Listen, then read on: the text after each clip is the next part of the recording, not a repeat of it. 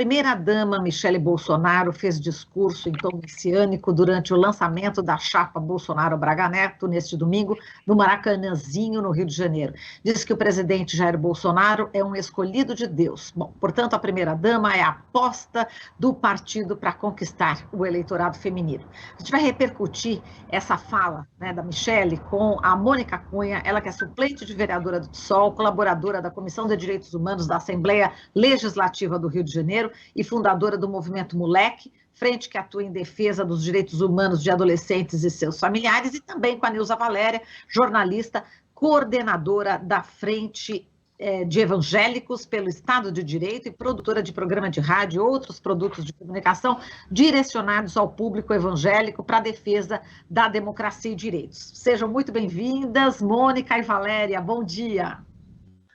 Bom dia, Marilu, bom dia, minha querida, como vai? Uma honra estar com você novamente. A honra é nossa, bom dia também para a nossa querida Valéria. Bom dia, Marilu, bom dia, Mônica. Mais uma vez nos encontramos pela vida, não é, Mônica? É isso, meu amor. É uma alegria muito grande estarmos juntas nesse momento, nesse programa. Muito bem. Bom, eu vou começar aqui com a Valéria, tá, Mônica? Porque esse tom, né, bastante messiânico, religioso, vamos tentar saber a opinião, né, da Valéria em relação ao que a Michele Bolsonaro disse, né? Primeiro esse tom, obviamente, messiânico, usando bastante a religião, falando que o projeto do Bolsonaro é de libertação da nação, dizendo não negociem com o mal, essa luta não é contra homens e mulheres, é contra potestades e principados, que o Bolsonaro é um escolhido de Deus, enfim, como é que Nilza Valéria, você, né, que é da Igreja Evangélica, como é que você viu esse discurso, né, da Michele Bolsonaro, essa aposta, né, que o partido, o PL, está colocando nela para justamente tentar fazer com que o eleitorado aí feminino volte um pouco mais para Bolsonaro? Como é que você viu tudo isso? Acho que eu vi com o mesmo horror que qualquer pessoa minimamente sensata vê uma situação dessas, né? É o mesmo horror, essa instrumentalização do nome de Deus. Pior do que isso, né? Eu não diria nem que ele está usando o nome de Deus para promover a sua política de morte. Eu diria, depois de assistir o discurso e assistir todo aquele evento realizado no domingo, que ele tem proposto ser o próprio Deus, né? Ele tem proposto ser o próprio Deus. No que fica evidente que essa confusão de linguagem nada mais é do que uma tentativa de se aproximar de um público que é crescente no país, todos nós sabemos disso. O segmento evangélico cresce por diversos motivos. Eu acho que não é nem esse o mérito do crescimento evangélico aqui e agora, mas por eles terem percebido que esse crescimento do segmento evangélico fez com que a cultura evangélica chegasse nas bases, né? Quem de nós, independente da nossa religiosidade, não foi atendido numa loja por uma vendedora que te chama de abençoada? Né? Quem de nós não circula pelos centros das nossas cidades e vê os ambulantes chamando ô varão, ô varô, abençoado? Então, é a percepção de que essa cultura evangélica ela alcançou e aderiu à base da sociedade brasileira. E eles espertamente, né, se deram conta disso e não que estejam usando essa cultura, né? Eles instrumentalizam essa cultura, instrumentalizam essa linguagem para confundir a todos nós, para confundir o eleitorado. E tem outro elemento que vai além do religioso, toda essa questão, né, da potestade, da malignidade, não é algo que fala só para evangélicos. A gente é um país sincrético, a gente não pode esquecer isso, que essas expressões e essa linguagem, isso tudo está emaranhado dentro da nossa nação, porque os portugueses, quando chegaram aqui, perderam, inclusive, o controle sobre o seu catolicismo, né? E o que viram que deu certo aqui era uma mistura um catolicismo popular misturado com outros elementos, porque o povo brasileiro é assim, é essa fusão de elementos, tanto indígenas quanto africanos. Então, esse discurso encontra lugar dentro do imaginário evangélico, porque ele vem pela similaridade das expressões, e encontra também lugar dentro da sociedade brasileira, porque é uma sociedade habituada a lidar com os termos religiosos e a viver essas práticas misturadas das diversas religiosidades. Então, isso é preocupante e, na verdade, desesperador. Exato. Agora, vamos passar aqui para a Mônica, Valéria. Bom, a gente vive realmente, o Brasil é sincretismo religioso, sem dúvida alguma.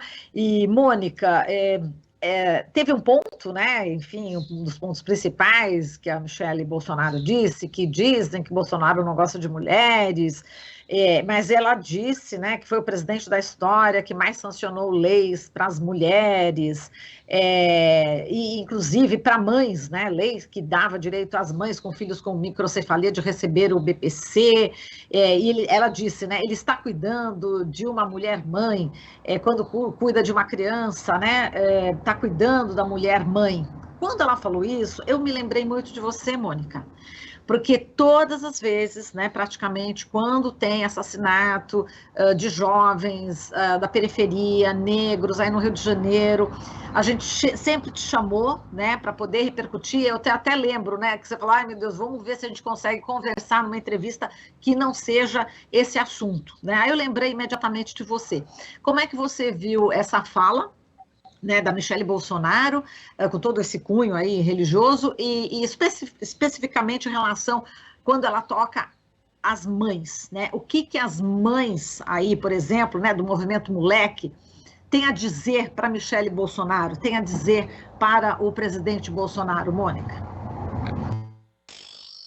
Que ela tem que, em primeiro lugar, bom dia, né? Bom dia, Marilu, bom dia, minha parceira. Bom dia, querida. Bom dia, linda. Já vou dizer que está maravilhosa com esses cabelos aí.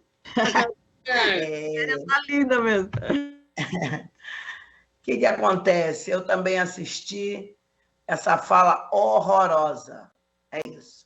Eu botei aqui na minha anotação que a única coisa certa que ela disse é que isso é um projeto. Quando ela inicia a fala, ela começa, né?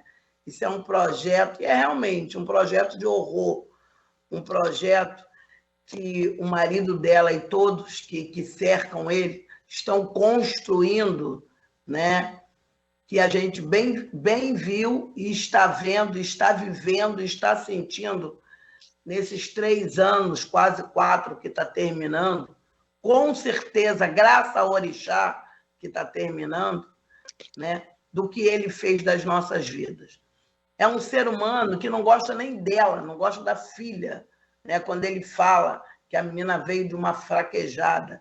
Ele não gosta de gente.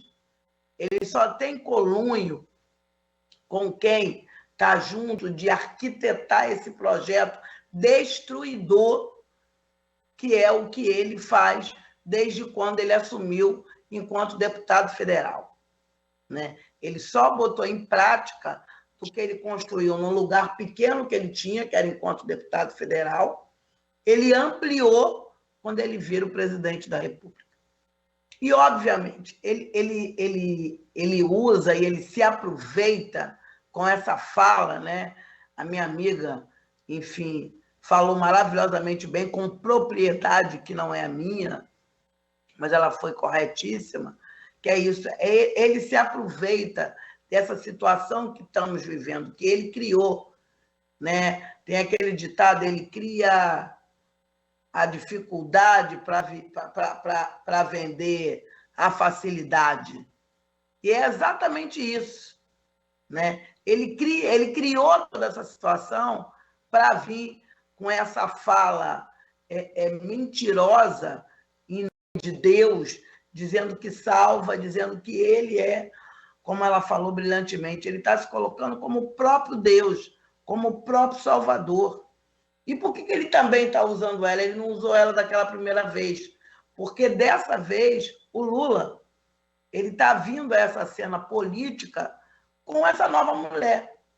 a mulher que foi visitá-lo enquanto ele estava lá preso, a mulher que de fato está construindo com ele, quer construir com ele esse Brasil novo, que consegue entender de verdade todas essas violências e essa destruição que a saída do Lula causou, com a entrada desse, que deu início de Temer e deu total destruição com o Bolsonaro. Então, ele traz a mulher para esse cenário, Ele traz, até porque é isso, ela se coloca nisso, ela se coloca na construção da família, mas da família de uma forma que você pode construir não só o homem e a mulher, mas que você pode construir a família da forma que você achar melhor. Seja o homem com mulher, mulher com mulher, homem com homem, que você possa construir seres humanos, E não essa figura apenas do hétero que pode construir o homem e a mulher, Então, ela se coloca, ela pede, que as pessoas confiem nele, porque ele está com esse propósito. E aí ele viu que deu certo, porque a gente viu aqui nesse último encontro do Lula no Rio, o quanto ela foi aplaudida naquela multidão lá na Cinelândia. E eu estava junto lá no hotel em Copacabana, quando eu vi também, quando ela se coloca, sabe, em algum momento, quanto todo mundo aplaude, quanto todo mundo ama, mas pela simplicidade, sabe, pela pessoa, pela mulher do dia a dia, que ela consegue ser igual a nós, entendeu? Assim, totalmente diferente desse modelo, construído por esse infeliz chamado Bolsonaro. Então, assim, espero que aqui, nesse momento, que realmente é curto, mas que a audiência é muito grande, que as pessoas consigam perceber, não só na fala da minha parceira, mas na minha e na sua, que isso aí é mais um fake, é só uma construção desesperada dele para não sair desse lugar que ele acha que é dele eternamente. Muito bem, a gente tem ainda uns minutinhos finais aqui. Eu vou perguntar aqui para a Valéria em relação a essa questão dos evangélicos, Tem uma pesquisa aqui, a última pesquisa do Poder Data, de 17 a 19 de julho, dando 46% das eleitoras declaram voto em Lula no primeiro turno e o Bolsonaro 32%. Então, quer dizer, ele caiu, Ele caiu praticamente aí 6 pontos em relação a outra pesquisa anterior, está caindo, inclusive, entre os evangélicos, Valéria? Então, é um ato meio desesperado dele, colocar a mulher dele também nessa parada. Isso é muito bom fazer essa análise, porque ninguém é só evangélico. Eu tenho insistido muito nessa tecla. Ser só evangélica não me define. Eu sou evangélica, eu sou jornalista, eu sou dona de casa, eu tenho 2 filhos. Então, o que me constitui como cidadã é um combinado de coisas. Então, eu acho que esse projeto falso do Bolsonaro, que começa com uma encenação, que é aquele batismo lá em Israel, batizado no Rio Jordão, pelo pastor Everaldo, que está preso, porque se tem algo que o governo Bolsonaro nos ajuda a revelar caráter de pastores que nunca deveriam ter sido pastores e muito menos ocupar cargos públicos, Então, aquela farsa começada ali, ela vai se desmontando, porque como eu não me constituo só como evangélica, eu vou ao supermercado, e quando eu vou ao supermercado eu me apavoro. Quando eu vou ao supermercado, eu descubro que tem alguma coisa muito errada, porque o que eu comprava no mês passado eu já não compro esse mês.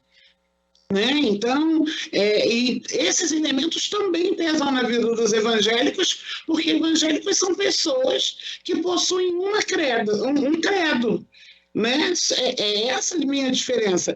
Eu e a Mônica somos parceiras do mesmo lado da luta, Há muitos anos a gente está aí e trabalhamos juntas, eu, Valéria, de um lado, a Mônica ali no outro gabinete, a gente está junto, ela com a religiosidade dela, eu com a minha, mas a gente se encontra no supermercado, e quando a gente se encontra no supermercado, a gente sente no bolso. A gente vai fazer a festinha de um filho e descobre que, poxa, esse ano a gente vai ter que reduzir aqui na festinha do filho. E as nossas igrejas estão padecendo pela crise econômica. né? As igrejas estão padecendo. Aquela coisa da igreja poder ajudar todo mundo e distribuir cesta básica, acreditem, diminuiu a capacidade das igrejas, que sempre foram distribuidoras de alimentos. Então, é um discurso que encontra, esse discurso religioso do Bolsonaro, encontra muita ressonância em pastores midiáticos. E aí dá um volume muito grande para falar dele, porque são pastores que detêm meios de comunicação. Mas o importante é a gente ouvir a membresia da igreja e fazer a disputa com quem está no lado da gente na fila do supermercado, sentado com a gente no transporte público, e a gente encontra displicentemente na rua e vai trocando uma ideia. Essa é a disputa que a gente precisa fazer, seja essa pessoa evangélica ou não, porque ninguém é só evangélico, e a gente não pode perder isso de perspectiva. Exato. E, Mônica, você falou da Janja, enfim, ela, né, passa para as pessoas essa força, né, essa humildade também, né, que você estava falando, que ela é como nós aqui. Ela vai precisar entrar em cena, Mônica, o que você acha? Assim, em termos de discurso, já ouvi aqueles Riesco ontem, aqui uma das nossas ouvintes, falando, Janja precisa falar, enfim, como é que você vê essa questão, Mônica? Marilu, eu acho que sim, eu acho que daqui para frente ela vai entrar, sim, entendeu? Claro, com uma postura totalmente diferente dessa Michelle do Bolsonaro, porque é água para o vinho de verdade, né? Eu vou aqui um minutinho, puxar como Valéria. É isso, a Valéria foi correta no que nos constitui, né? A gente não é uma coisa só, até porque a gente já inicia que nós somos mulheres negras, e ser mulheres negras nesse estado, a gente é milhares de coisas. A gente se constitui em milhares de coisas. Ela deu um chute muito errado, Marilu, quando ela usa as mães. Porque ela usa as mães no sentido, né, das crianças especiais, mas ela esquece que as mães estão, de fato, querendo muito tirar esse marido dela e toda essa família dela do poder, porque as mães não aguentam mais perder. E sabe que a perca dos nossos filhos, claro, enquanto nós, mulheres negras, e Valéria sabe disso, isso já acontecia antes de Bolsonaro assumir. Mas a gente também sabe que com a vinda dele, isso triplicou. Isso ficou tão visível, isso ficou tão... Pode, em qualquer momento, pode. Antigamente tinha-se, de alguma forma, uma demora para uma chacina para outra, não era um cotidiano. Hoje não, hoje você amanhece, eu principalmente, e fico pensando aonde vai ser, qual vai ser a favela, quantos vão ser naquela favela. Quando termina o domingo, tu já fica apreensiva, já vai iniciar uma semana, como é que será essa semana? Então, que mãe que vai querer? Qual é as mães? As mães de mais de 600 e poucas pessoas que ele deixou morrer de Covid? Entendeu? Nesse Brasil, as mães dessas pessoas que estão com seus filhos no sistema carcerário, na medida socioeducativa, que o que já era ruim, ele conseguiu piorar tudo e qualquer coisa, sabe? Todas as garantias de direito que a gente, com muita luta, com muito esforço, mães, mulheres de sindicalistas, mulheres negras, ele está destruindo assim a olhos nus. Então, que mulheres e que mães é essa? Isso é uma tentativa, de fato, desesperadora de quem está perdendo, porque somos nós que vamos virar esse jogo mesmo, ele sabe disso. Somos nós somos a maioria. Nós tiramos o Cunha e nós vamos tirar ele e vamos tirar tudo também que não presta aqui do Rio de Janeiro. E essa é uma tentativa dele desesperada. Muito bem. Bom, eu quero agradecer vocês pela participação.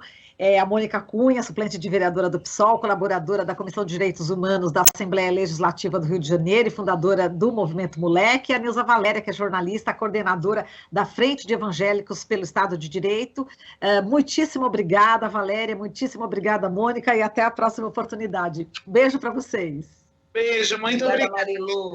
Obrigada. Obrigada, Valéria.